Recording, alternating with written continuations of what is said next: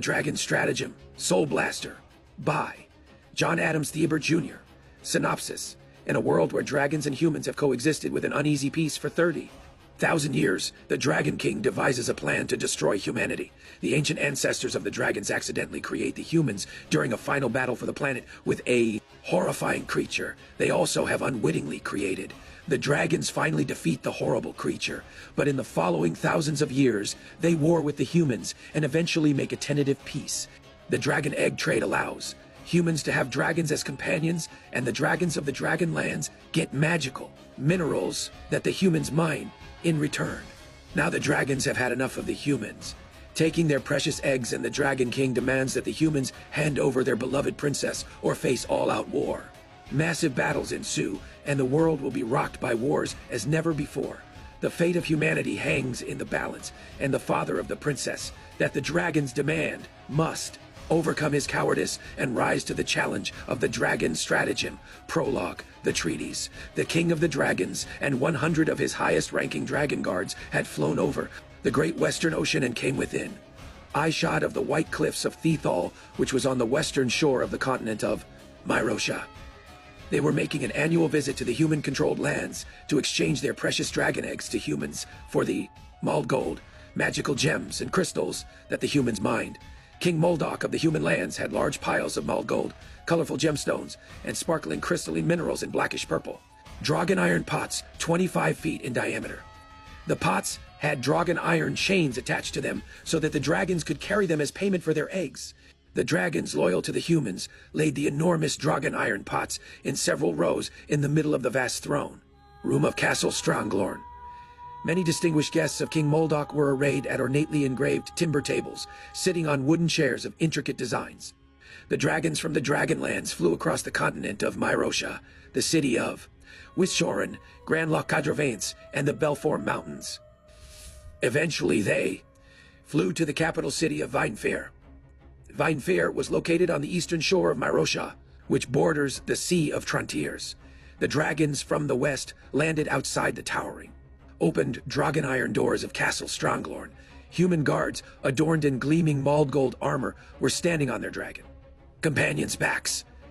Their dragon companions were on the wide cobblestone road leading to the castle doors. Many dragons flew overhead or perched on ledges of the castle, with or without dragon riders standing on their backs.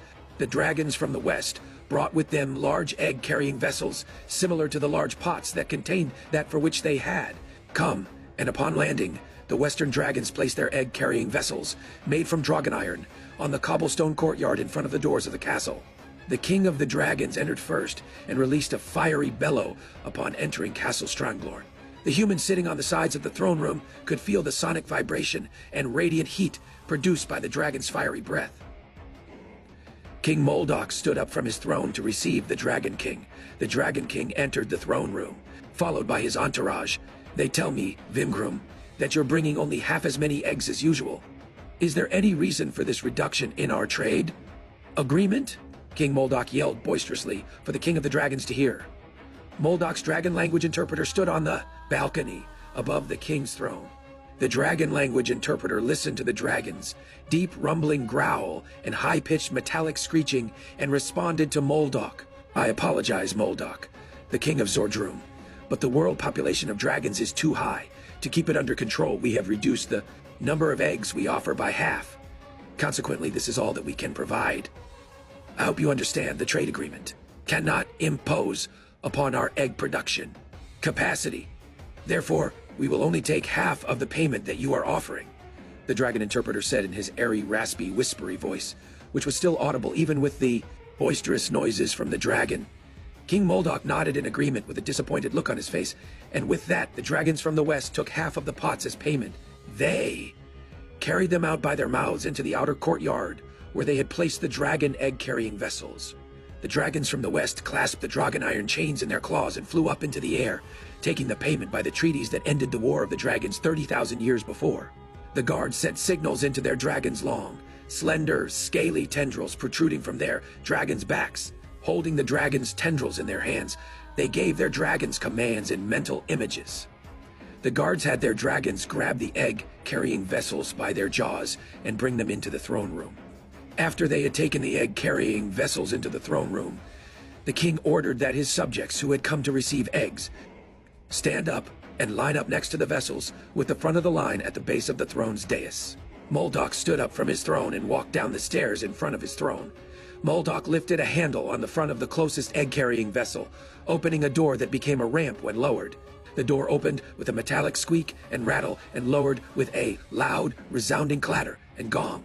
The king entered the egg-carrying vessel by the ramp and grabbed an egg out of the hemispherical dragon iron cradle with a small, round, flat stone slate at the bottom that kept the egg incubated. The king turned around with a blue and pink speckled egg about the size of a large melon and commanded that the first in line come up to receive their Zordgern dragon egg. A yearly lottery run determined the order in which the king's subjects stood in line before the dragons came with their eggs. The annual lottery was only for children who were the age of 8. The dragon egg glinted with hints of tiny crystals covering its surface. A girl about 8, wearing a blue dress, blonde hair, and pink ribbons in her ponytails, walked up with a broad smile to see the egg the king was holding. "This is your dragon now. Take care of it, and it will take care of you," the king said. "I shall, sire. Thank you extremely much," the girl said. "What is your name, my dear?" the king asked. "I am Thorilla, your highness," Thorilla said, bowing as she received her egg in her outstretched hands. Thorilla returned from her bow, revealing a continued robust and sunny smile, graced by glittering sapphire blue eyes, as she took the egg from the king. The king smiled back with a bearded grin, his silvery beard partially obscuring his face. Thorilla could feel the rough texture of the egg's surface covered with millions of tiny, abrasive crystals. She also felt the baby dragon moving around in the shell, making it awkward to hold, and giggled as she steadied the egg. Thorilla held the dragon egg up to the torchlight, situated conveniently at the eye level of a girl her age. Thorilla saw the first glimpse of her dragon companion through the slightly translucent, mineralized eggshell.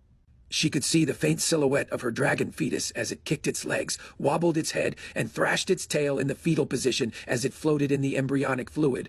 She smiled again, cradled her warm dragon egg, and cooed at it. She heard the dragon embryo thumping, buzzing, and clicking in response to her affectionate and delightful voice.